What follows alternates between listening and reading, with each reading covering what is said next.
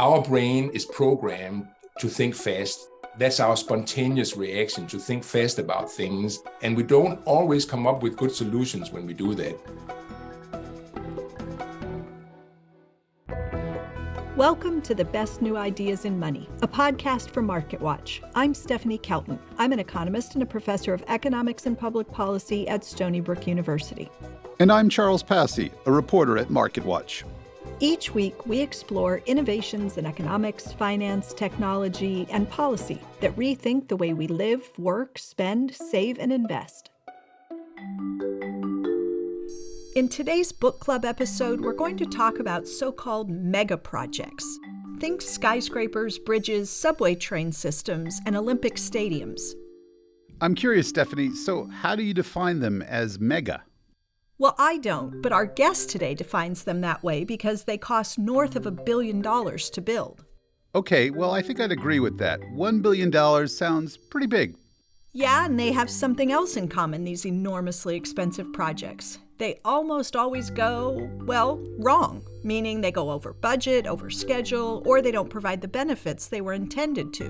More often than not, all three of those things apply. At least that's the takeaway from a new book called How Big Things Get Done. It's co-written by Bent Flubia, a professor at Oxford University and the IT University in Copenhagen. By training, I'm an economic geographer, which is a special kind of economist who looks at the economics of cities and regions. So basically the economics of geography, how we organize ourselves in geographical space. But I haven't worked in a geography department ever. I've been working in planning and management and business schools. Flubia has spent decades studying why megaprojects go wrong. He's written several books and hundreds of papers on the topic, and according to Oxford University, he's the most cited scholar in the world on megaprojects. It all got started by me observing one specific project in Denmark, which is my home country. Flubia is talking about the Great Belt megaproject, which dates back to the 1990s.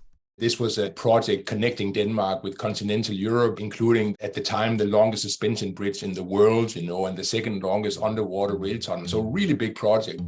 And it went terribly wrong. The tunnel was flooded, there was fire, and the project was delayed by years, and the budget shot up. It became much larger than expected. So I wondered, is this normal? It looked like such a disaster. So as a scholar, I asked the question, how common is this? And I found that there was no data, simply, in the world, despite the fact that even at that time, we'd already spent trillions of dollars on projects like this around the world, but nobody had sat down and asked, how do these projects actually perform in terms of being delivered on time and being delivered on budget and delivering, what they promised in terms of benefits? This is something, if you're a scholar, you love this kind of thing when you find a wide area on the map that you can fill in. So I decided I'm going to fill in that area on the map, and I did, Flubia started filling in that data gap by first studying transit projects, specifically 258 of them, spread across mostly Europe and the United States. That first data set included projects like the Holland Tunnel in New York and the BART rail system in San Francisco. And what we found in that first data set was that 9 out of 10 projects had cost overruns. So only 1 in 10 projects were delivered on budget or better. On average, rails ran 45% over their estimated cost, and bridges and tunnels were 34% over budget. And that was a finding that made people sit up a little bit. Actually, that got in the New York Times, which was like, I'm a scholar in Denmark. At that time, I didn't usually get in the New York Times if I did a piece of research, Flubia also found that this phenomenon seemed to be pretty universal. We studied differences in geography. So like asking, is the United States better than Europe, or is the Netherlands better than Denmark, and things like that. And we found already at that stage that there were no geographical differences. No country was better than other countries. In order to increase the statistical reliability, Flubia and his colleagues started expanding the database to include 25 categories of projects. It spans widely and includes both publicly and privately funded projects, from bridges to nuclear power plants, office towers, airports, telescopes, and major IT projects. Today, that database has 16,000 projects, and according to Flubia, it's the biggest of its kind. And it turned out that the initial conclusion that Flubia and his colleagues had reached years prior pretty much held up.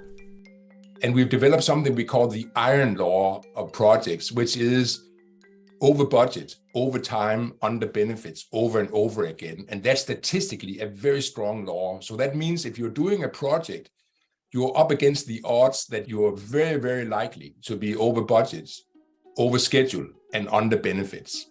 How likely? Only 0.5% are actually delivered on budget, on time, and on benefits or better. 0.5%? Wow, that's really surprising and kind of depressing.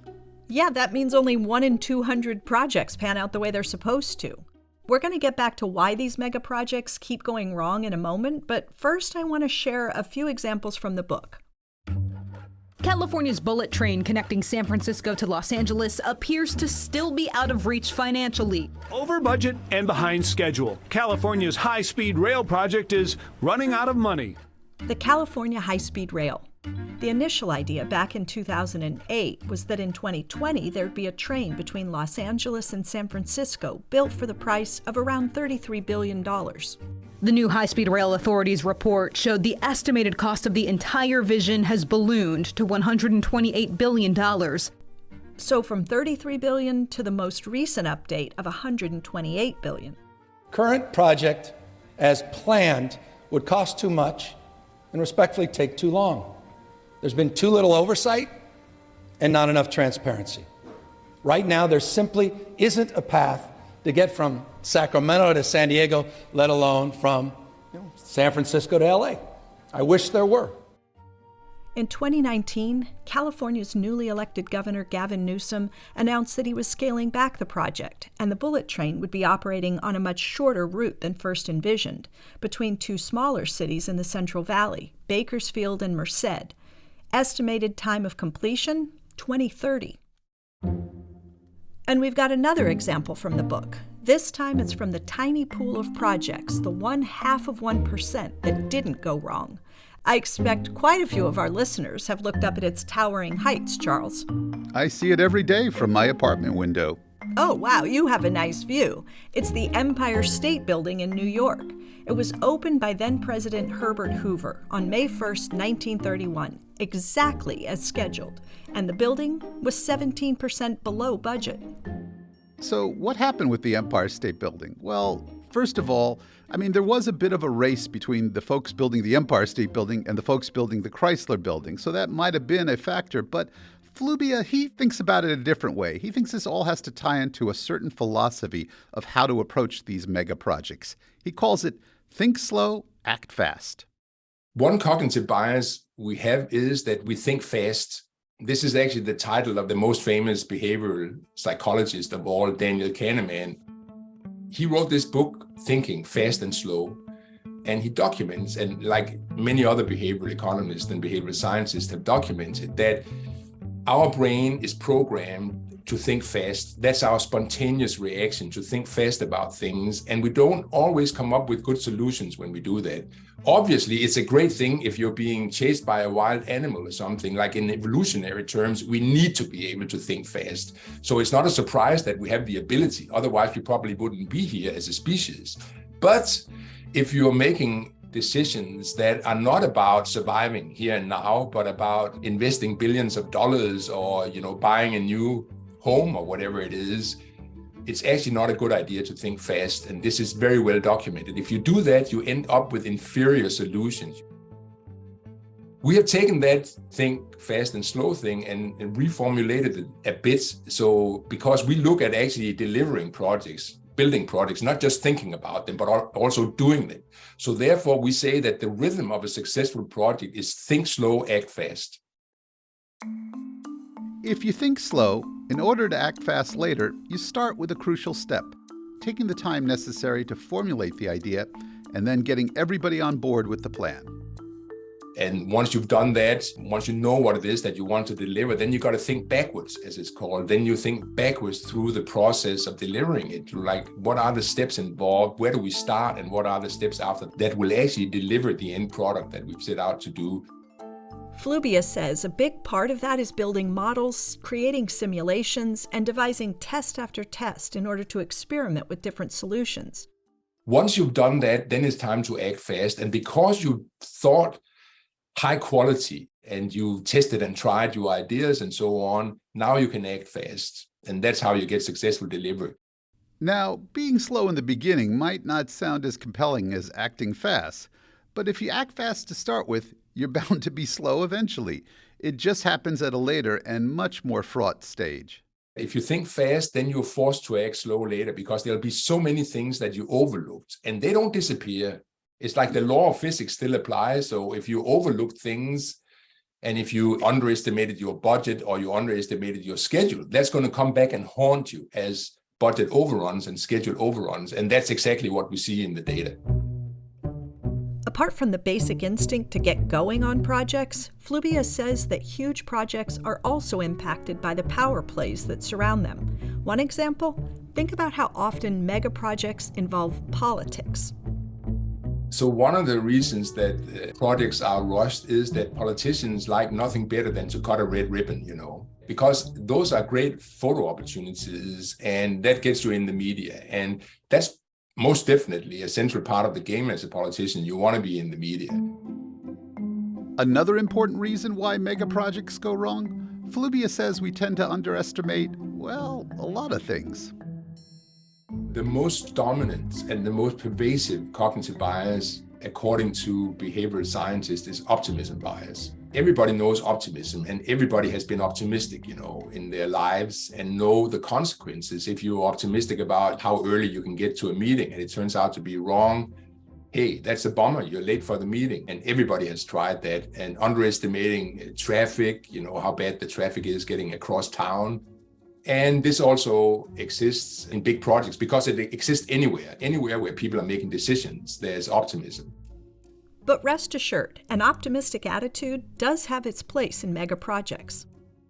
We need a can-do attitude to do projects. Otherwise, we'd never get them done. And a can-do attitude builds on optimism. However, what I want to emphasize just as emphatically is that optimism can be misplaced. If I'm getting on a plane and I hear the pilot say to the second pilot, I'm optimistic about the fuel situation, I don't want to be on that plane. I want a pilot who's dead certain and realistic about the fuel situation. So that's what I mean by misplaced optimism. So we need to distinguish between where optimism is a positive, productive force and where it is a force that trips us up.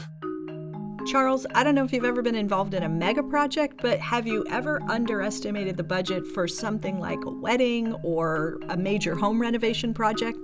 Okay, Stephanie, you're hitting a real sore spot. Yes, I had the $10,000 kitchen renovation that turned into the $100,000 full home renovation, because kitchens are connected to living rooms, which are connected to bathrooms, and suddenly one piece needed to interlock with the other, and all of them needed to be done, and all of them were done weeks late, and I was sleeping in hotels. Not a pretty picture. Okay, I had a very similar experience without the hotels. We did a kitchen renovation that started in the summertime. We didn't have the kitchen for Thanksgiving or for Christmas, and we got it finished just before Easter the following year. Okay, Stephanie, so we both had similar examples. Flubia's book is actually about smaller projects too, like our home renovation examples. He says most of the things we get wrong about big projects are exactly the same for personal projects. So in other words, the average person tends to be way too optimistic about the tight wedding budget or how long it'll take to renovate that kitchen. Exactly. Here's Flubia again. And a good project leader, even if you're your own project leader on your kitchen renovation, will know to distinguish between these two, where you have to watch out for misplaced optimism and where optimism is necessary to get the thing done. There are many more reasons why mega projects go wrong, but we asked Flubia to give us one more key reason. We say that for projects to be successful, you need experience. You simply cannot have inexperienced people doing things. Just like you would never hire somebody to do your kitchen renovation who had never done a kitchen renovation before, right? But let me tell you something, that incredible as it sounds, people are actually hired to deliver mega projects, multi-billion-dollar projects, that have never tried to build the type of project that they're building. So why does this happen? Sometimes it's because it's hard to get the right people.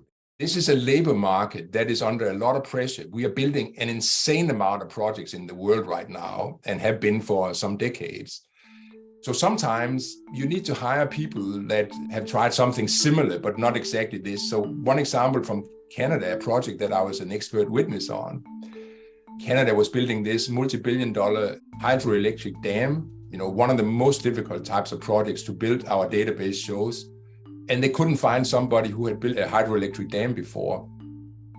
So, the government reasons we can get somebody from oil and gas instead, and how difficult can it be, and it turned out to be a disaster because, of course, it's not enough to have built oil and gas projects if you're going to build a hydroelectric dam. According to Flubia, there's one type of project that takes the prize when it comes to lacking experienced workers. For the Olympics, we have named a syndrome. We call it the eternal beginner syndrome, because the Olympics are being moved around, so the next city that gets them have never done it before, or it's so many decades ago that it's irrelevant. They have done it before because the people are not there anymore. The experience is not relevant anymore because things have changed, technologies have changed, and so on. The sports have changed.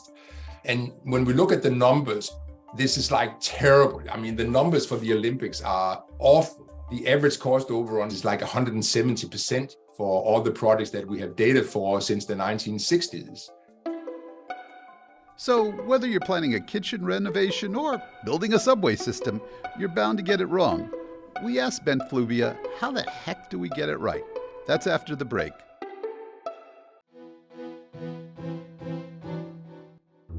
Welcome back to the best new ideas in money. Before the break, we talked to economist Ben Flubia about why less than 1% of all mega projects are delivered on budget, on time, and with the projected benefits. So we asked Flubia, how do we get it right? When we decided to write this book, we decided we want to write about the successes, even though that there's such a small fraction of the total amount of projects that are being built around the world. We wanted to study these specifically and identify real successes that weren't just luck, but actually people really knowing what they were doing. We were looking for people who could repeat their experience of success over and over, because then statistically we can rule out that it's luck, And that's probably the biggest pleasure of writing this book, was to study these peoples and organizations. And one company Flubia chose to highlight, we'll give you a hint. Toy Story, The Incredibles, Finding Nemo, Coco. That's right, it's Pixar, the movie studio. Flubia and his co-author consider Pixar, which is a part of the Walt Disney Company, so good at projects that they even named a term after it, Pixar planning. But we're saying that everybody should do projects like that. And anybody who thinks that doing an animated movie is irrelevant to what they're doing if they're doing project are completely wrong. Flubia interviewed Pete Docter for the book. He's the creative director at Pixar. Docter detailed the long and rigorous process of ideation and testing that the studio's films go through, though it all starts with a seemingly simple step. You just need a 10-page synopsis, describing what's the idea here and how would we unfold it. Then you get feedback on that from the other people at Pixar who are also doing movies. So your colleagues, they have something called the brain trust there, and they give feedback. Then you expand the synopsis, maybe it comes 20, 30 pages. Then in the next stage, you start doing storyboards, you start drawing things so you can visually see. It's going to be a film after all, so it has to be visual, right? First, just a few dozen storyboards and drawings, but then thousands actually. And then you start thinking about what are the figures going to say, and you just using your own voice, you'll start saying some of the lines that the figures are going to say. Choose some music, background music that you think will give the right mood for whatever the scene is and so on. So at Pixar, they go through 8 rounds like this before they even start shooting. They have simulated the film 8 times, and only then do they start bringing out the expensive animation computers, and only then do they start hiring the expensive Hollywood actors that are actually doing the voiceovers on the films, as we know. And only then do they start hiring the expensive composers that will do the score of the music and so on. And because they have already simulated it so many times, they know exactly what they're doing and what they want. So there's not a lot of change at that stage, and they can actually shoot the film pretty quickly. Flubia mentioned one final thing that he believes can lead to a successful megaproject: modularity, or, as he prefers to frame it, building with Legos. And yes, you heard that right, Legos, the plastic building block toys. Lego is about modularity. So a Lego is a building block that is modular, and you can build all sorts of things. So it's a very simple principle that you have these building blocks, and out of the building blocks, you can build incredibly complex structures. And because they are building blocks, it's fairly easy. You don't have to do any bespoke design on the individual building block. It's already there. It's a given. And that's why I often ask people, what's your Lego? Some projects are more modular than others, like building server or solar farms. You can almost visualize the Lego blocks in that, or a wind farm, for example.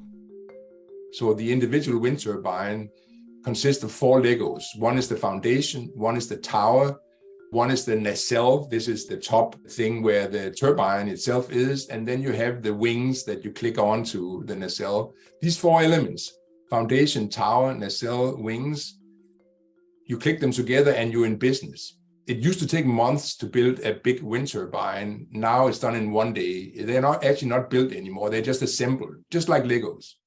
When you build this way, you benefit from the repetition and the experience you gain along the way. So because this is very repetitive, you're just doing the same thing over and over, you become very good at it when you're doing it, because you're not doing something bespoke, something where you really have to make a new design every time you do it. No, you're doing the same thing over and over. And it turns out that that's something we humans are very good at. We do things once and we learn something. Then we do it twice, we do it better, more efficiently. Then we do it the 3rd time, 4th time. And once we get to the 5th, 10th, 20th time, we get really good at it. And we can do it very cheaply and very fast. But wait a minute. A wind turbine seems easier to build with Legos than other projects. We asked Flubia, is modular thinking or building with Legos only an idea you can apply to certain kinds of projects? No, you can use it on any type of project. So we explore this in the book. We actually set ourselves the task, let us find a project type that is usually considered impossible to do in modular fashion, and then find somebody who has actually done it in a modular fashion. And Flubia did find such a project. Usually underground subways, like the subway in New York City or the tube in London, are considered very bespoke. They're especially designed for where they are. And very often you'll find the stations are completely different and so on. Madrid decided that they wanted to try to build a huge extension. So 131 kilometers. It's one of the biggest metro extensions outside of China ever built in the world. To be clear, that's about 81 miles. And they decided it's too expensive to build underground rail in urban areas. Let's see if we can do it cheaper. So they decided first to do all the stations in the same manner. So they did one Lego, that was the station. So they had this one structure, one design that they would build over and over and over again so that they could learn how to do it effectively and cheaply and fast. Those were the metro stations. The next part, the tube connecting the stations, would be more difficult because the construction had to be more, bespoke. Anytime you start digging underground, most people will tell you that's extremely difficult, and you always run into unique situations where things can't be done in a standardized manner. Well, what they did in Madrid was they decided, first of all, let's find what is the optimal length that one machine, one tunnel boring machine, and one team that is running the tunnel boring machine can build by experimenting. So that's what we talk about in the book. You need to experiment in order to get good at things. And they experimented and they found a certain length. I believe it was like between 6 and 8 kilometers for one tunnel boring team. When they knew the size of one module and what kind of team it would require to build it, Flubia says they did the math and voila, they knew how many teams it would require for the entire project. They actually got many more teams going than is usual for a metro. And they ended up building the metro twice as fast as your average metro and at half the cost. And precisely because they were able to not make it 100% modular, but still, and this is what I want to illustrate with this example, it's about modular thinking. This is an idea, and you can take it and you can implement it to a certain degree. Sometimes you can implement it 100%, like with solar and server farms. Sometimes you can implement it 50%, like they did with the Madrid Metro. But the idea holds. And if you want to be successful with your projects, it's a really good idea to start by asking, what's my Lego here? Thanks for listening to the best new ideas in money. You can subscribe to the show wherever you listen to podcasts. If you like what you heard, please leave us a rating or review. And if you have ideas for future episodes, drop us a line at bestnewideasinmoney@marketwatch.com. Thanks to Bent Flubia. I'm Stephanie Kelton. And I'm Charles Passy. The Best New Ideas in Money is a podcast from MarketWatch. The producers are Michael McDowell, Katie Ferguson, and Meta Lutzhoft, who also mixed this episode. Melissa Haggerty is the executive producer. Stephen Coots was our newsroom editor on this episode. The Best New Ideas in Money theme was composed by Sam Retzer. Stephanie Kelton is an economist and a professor of economics and public policy at Stony Brook University and not part of the MarketWatch newsroom. We'll be back next week with another new idea.